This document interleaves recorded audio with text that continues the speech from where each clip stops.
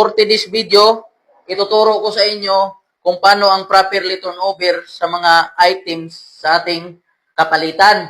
Wow. Tulad nito, may service firearm kayo. So, ituturo ko sa inyo kung paano ang properly turnover para iwasan ang aksidenteng mangyari. So, ganito ang gagawin nyo.